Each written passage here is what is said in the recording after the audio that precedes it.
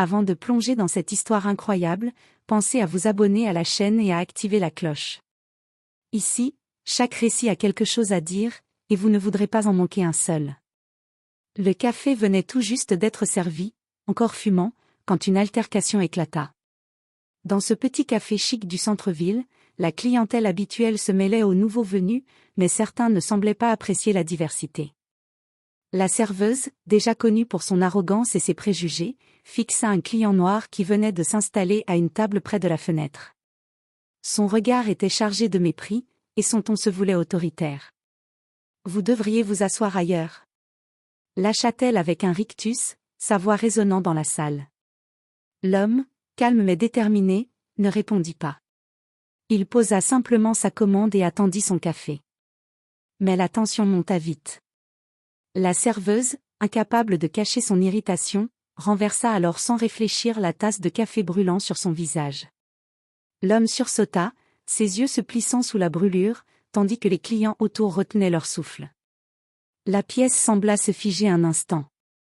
Ce qu'elle ignorait complètement, c'était l'identité de l'homme qu'elle venait d'humilier publiquement. Ce n'était pas un simple client. C'était un homme influent, respecté et puissant, dont le nom pouvait changer le cours de sa vie à jamais. Et dans ce café, ce qui avait commencé comme un geste de racisme impulsif allait bientôt se transformer en une leçon qu'elle n'oublierait jamais. Le café chaud coulait encore sur son visage lorsque l'homme noir se leva lentement. Le silence s'installa dans la salle. Tous les clients retenaient leur souffle, observant la scène avec étonnement.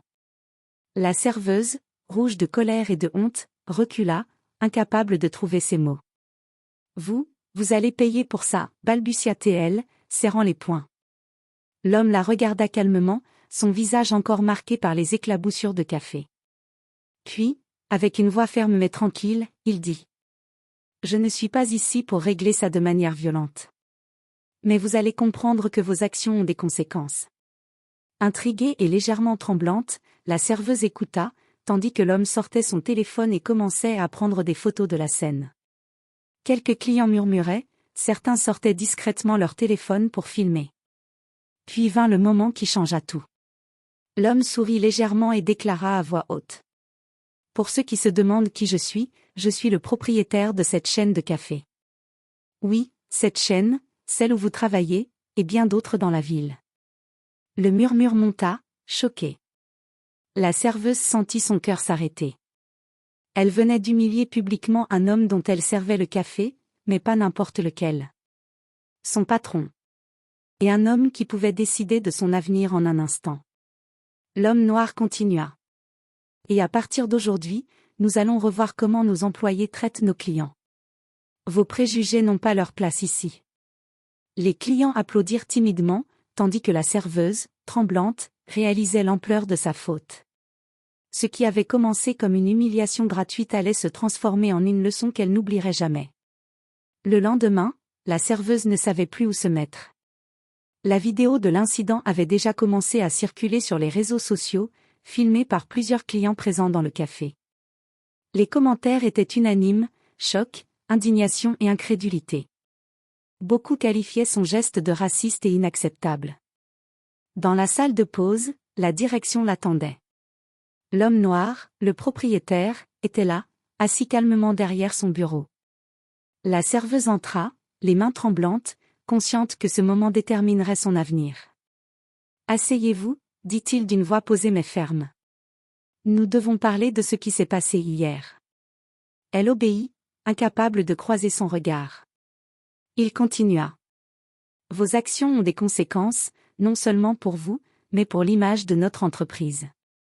Votre comportement est inacceptable. » Puis il ajouta, surprenant tout le monde. « Cependant, je crois en la seconde chance.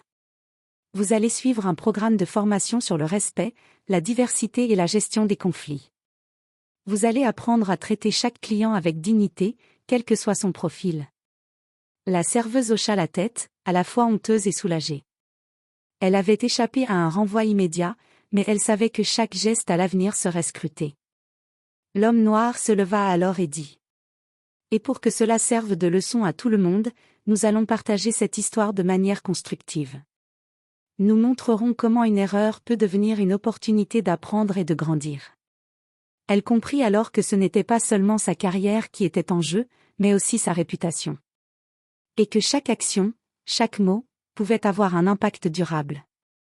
Le café qu'elle avait versé n'était plus seulement une brûlure physique, mais une brûlure d'humiliation et de prise de conscience. Dans le café, la vie continuait, mais l'incident avait laissé une trace indélébile, rappelant à tous que le respect et la dignité n'étaient jamais optionnels. Quelques jours après l'incident, le café était toujours rempli de murmures et de regards curieux.